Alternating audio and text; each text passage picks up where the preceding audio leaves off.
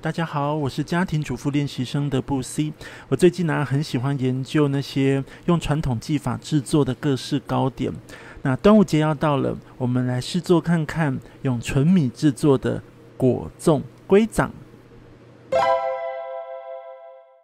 粽叶我们可以提前1天处理，泡水至少6个小时之后呢，我们上面压重物，再煮15分钟。接着我们将粽叶两面稍微刷洗一下，我们修剪掉比较粗硬的叶脉那一端，以防包的时候呢，它会刺破粽叶。制作纯米果粽，有的人会用全糯米，但我自己尝试之后觉得蒸完它有点太软糯，所以这边呢我们会加入部分的蓬莱米，或者你也可以用再来米去增加它口感上面的韧性。米洗干净之后呢，我们把它泡水6个小时，那到这个你看可以轻易的碾碎就 OK 咯。如果家里没有磨米机或者破壁机的话，你们也可以像我一样用果汁机，不过它之后的那个板的颗粒就会稍微比较大一点点，不过不影响口感。将泡米的水沥掉之后呢，我们先量一下米的重量，那随后要加入的这个清水的比例跟这个米的重量是一样的，是1:1。使用果汁机的话，你就可以分次搅打。接着把分次打好的米浆倒入这个果袋，也就是米的滤袋里。果袋开口的部分，你可以用绳子绑，或者像我这样子拿一根长的棍子，它可以随时调整它的松紧。然后我们把大部分的汁水先把它挤出来。接下来有5-6个小时沥干的动作，我会用这种蒸笼，就是上面有洞，可以把那个汁水往下滴。那上面你就找家里可以找得到的重物去压它。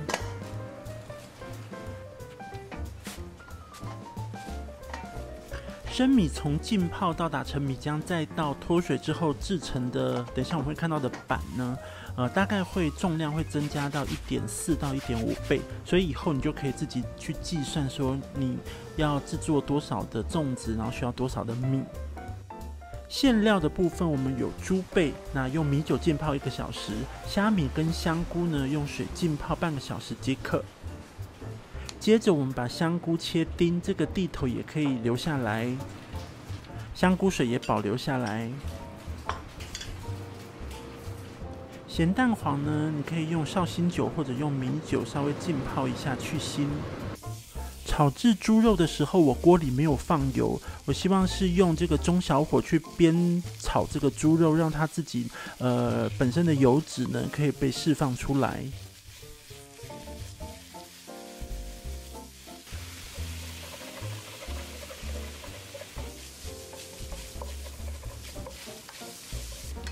你们看油脂出来之后呢，我们就可以陆续放进其他的食材跟调味料。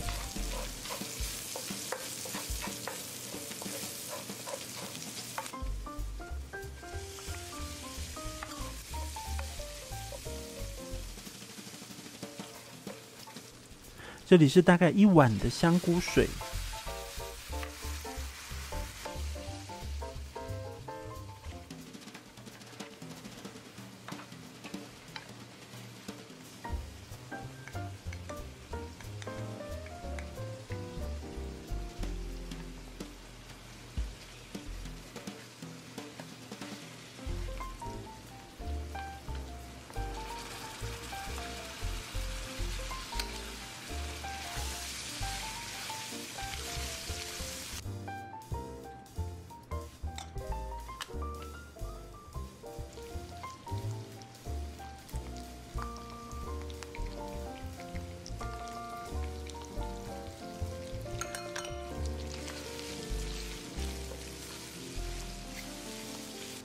等刚刚的香菇水呢都收干之后，你可以试一下调味。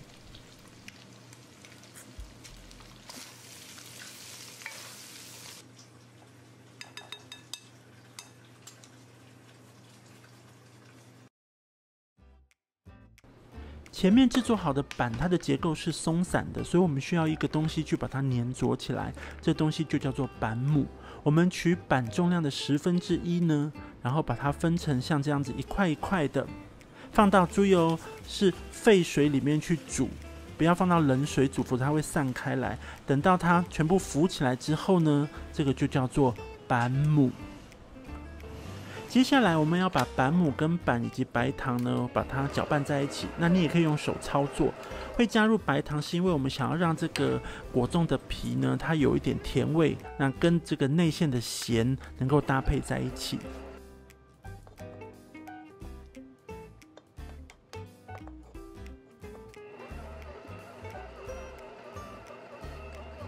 如果你是用双手操作的话，你要确定你的板母有被均匀的打开来。那我们可以取一块，像这样子，它可以轻易的成团就可以咯。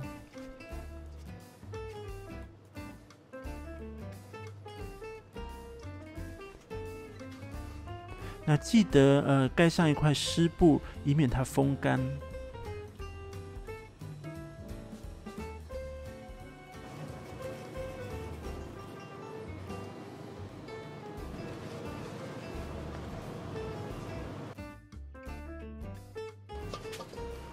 接着我们要来包馅料咯。这个果粽的外皮，我大概一颗平均是80克到85克，那馅料呢大概是45克到50克之间。那我们用手呢将外皮慢慢把它摊成一个像这样子的圆饼状，然后填入馅料。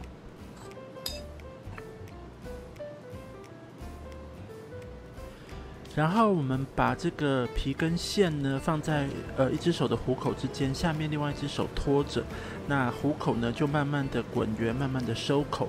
接下来有一个动作很重要，就是我们要准备一碗沙拉油，将这个包好馅的这个皮呢放进沙拉油里面去滚一下，这个就是让等一下粽子蒸完之后不会粘黏在叶子上一个很重要的关键。我们把2片粽叶呢，在1/3处呢交叠起来，那比较细致的那一面呢朝向里面，然后我们像这样子把它反折过去，把它折成一个三角锥状。这边要注意，我们放进去的这个填充物呢，就是果粽，它要预留膨胀的空间，否则的话呢，它蒸完之后会整个满出来，会惨不忍睹。覆盖起来之后呢，我们用大拇指跟食指呢，把2边多余出来的叶面把它按压住，那2个角就形成了，第3个角收起来，那一个粽子就 OK 咯。OK， 接着我们来绑粽子，我们先环绕一圈，把它的腰身呢先形塑出来，然后打上一个活结。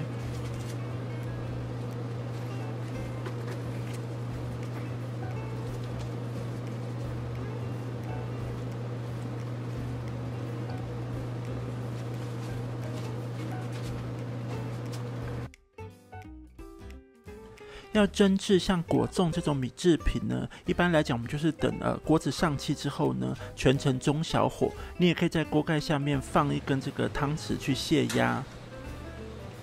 接着我们就蒸30分钟。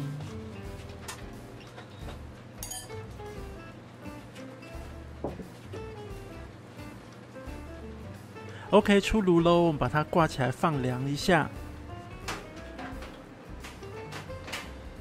我自己觉得啊，果粽啊，放凉的时候是最好吃的，因为你可以吃到2种米混在一起的那种软糯又带有 Q 度的口感。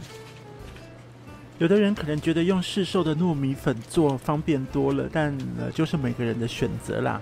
我自己是喜欢看着那种原食材经过自己的手一步一步变化成食物的过程，这也是一种乐趣啦。大家可以试试看今天的纯米果粽哦。